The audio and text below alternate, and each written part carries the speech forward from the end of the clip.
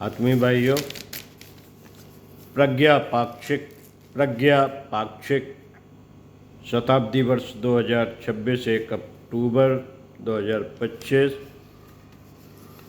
प्रज्ञा अभियान पृष्ठ 2 आपको पढ़कर सुनाते हैं। अच्छा होना ही पर्याप्त नहीं, अच्छाई और भलाई दिखनी भी चाहिए। हाँ, आवश्यकता अवांछनीयताओं के विरुद्ध सच्चिंतन, सद्विचार और श्रेष्ठ परंपराओं की सेना खड़ी करने की है। पर्वों की प्रगतिशील प्रेरणाएं। साथियों, रावण के आतंक का अंत और राम राज्य की स्थापना त्रेता युग की बात है। फिर भी आज तक हर वर्ष दशहरा और दीपावली बड़े हर्षोल्लास के साथ मनाए जाते हैं। इन पर्वों के माध्यम से बुराई पर अच्छाई की विजय के लिए किए गए पराक्रम को और भगवान श्री राम के जीवन आदर्शों को बार बार याद किया जाता है।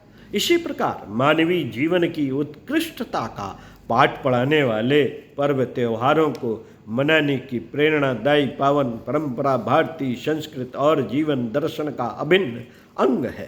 पर्व त्योहारों की ये परंपराएं बताती हैं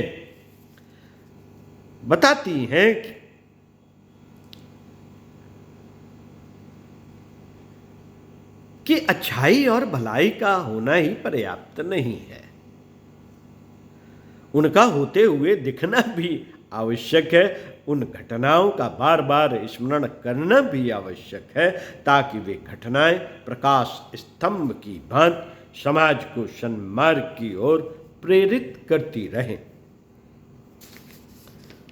बात वर्तमान युग की। आज का युग मीडिया का युग है। समाज के तथाकथित समझदारों की समझदारी देखिए।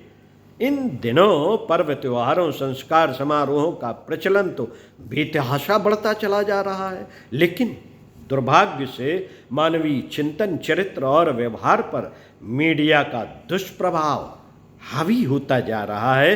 पर्व त्योहारों के माध्यम से समाज में श्रेष्ठ विचारों और शुभ संस्कारों का विस्तार होना चाहिए था, पर कहाँ हो पा रहा है।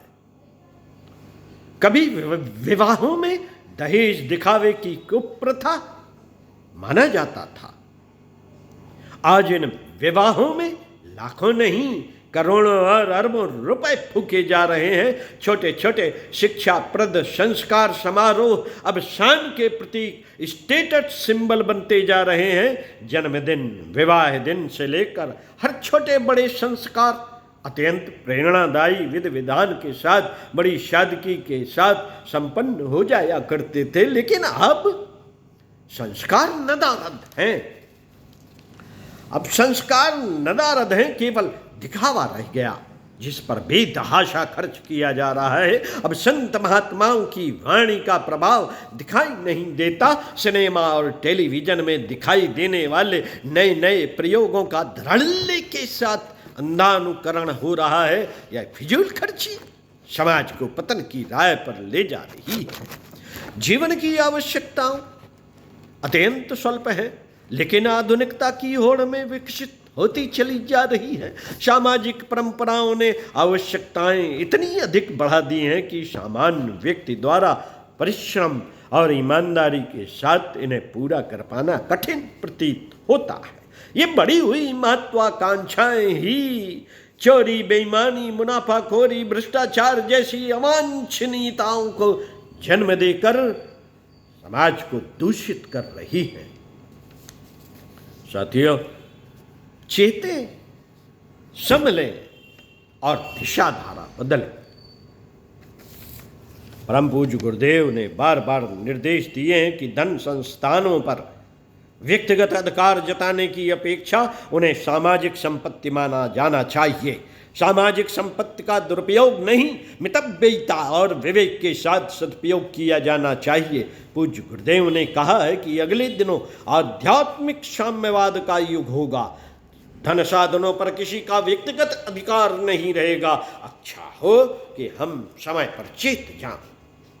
चेत जाएं, परंपराओं की तुलना में विवेक को महत्व दें, अनीति और पापाचार की राय छोड़कर आत्मग्लानि और दंड व्यवस्था का दंश झेलने से बचें। भटके हुए समाज का अंधा अनुकरण करते हुए मानव जीवन पाने के दुर्लभ सौभाग्य को व्यर्थ में ही गंवा देने की अपेक्षा जीवन की वह रीत नीति अपनाएं जिसमें हमें सच्चे सुख एवं आनंद की प्राप्ति हो तथा समस्त समाज का भी कल्याण हो। सद्बुद्धि गायत्री, सद्बुद्धि दात्री गायत्री उपासना साधना साधकों को सहज भाव से आदर्शोन्मुख जीवन जीने के लिए प्रेरित करती है। लेकिन वर्तमान युग में मीडिया के प्रभाव से बचना आसान नहीं। आजकल समाज में बदलती सामाजिक परंपराओं का दबाव इतना अधिक हो गया है कि लोग उस ढर्रे से निकलने और अपने जीवन से आदर्श प्रस्तुत करने का साहस बटोर ही नहीं पाते। थोड़े बहुत से प्रयास होते भी हैं, वे उपेक्षा के गर्त में चले जाते हैं।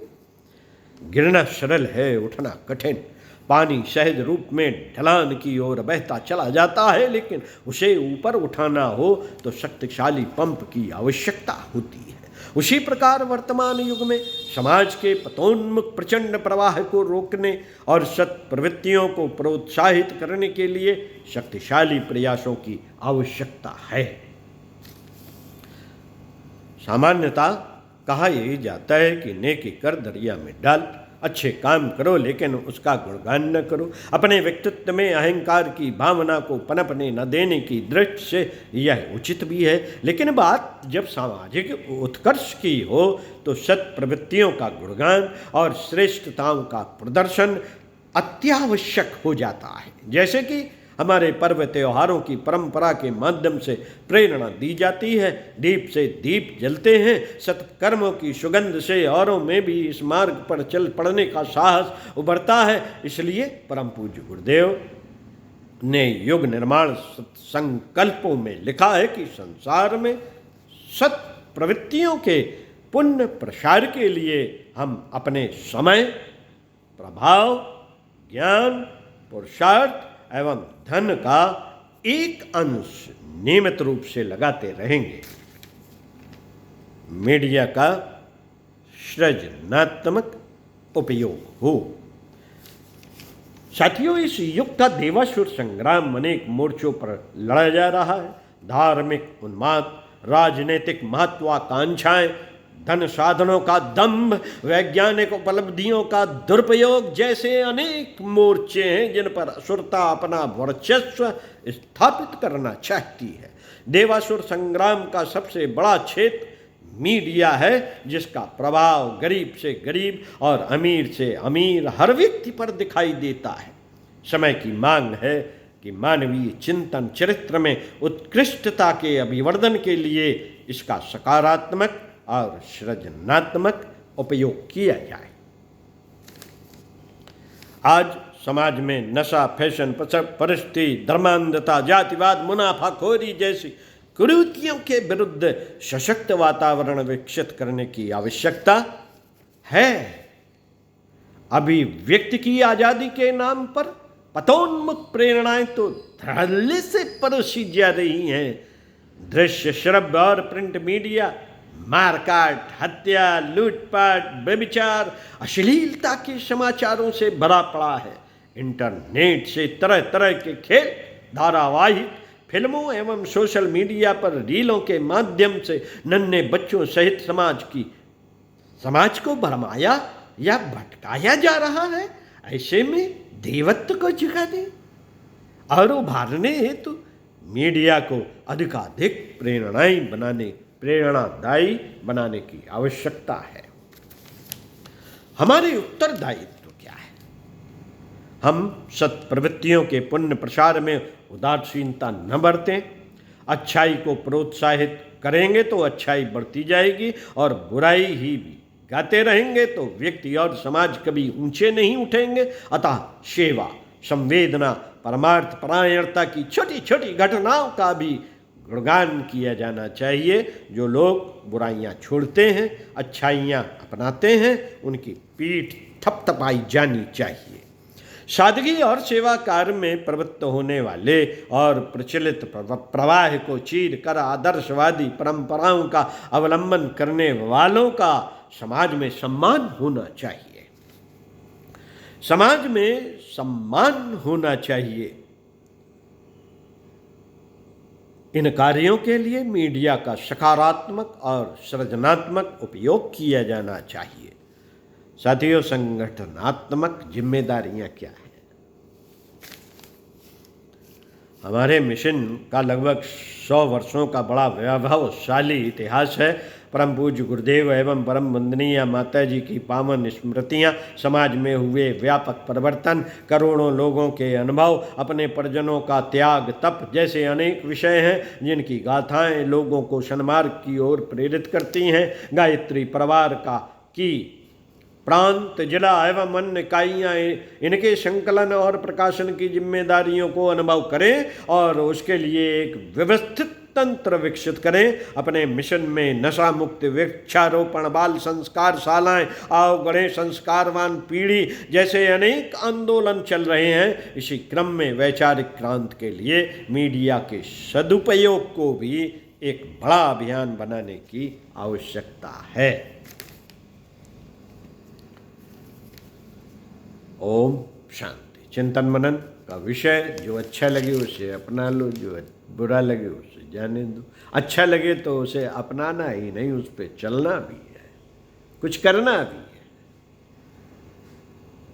क्योंकि अपना सुधार तो है संसार की सबसे बड़ी सेवा। ओम शांति।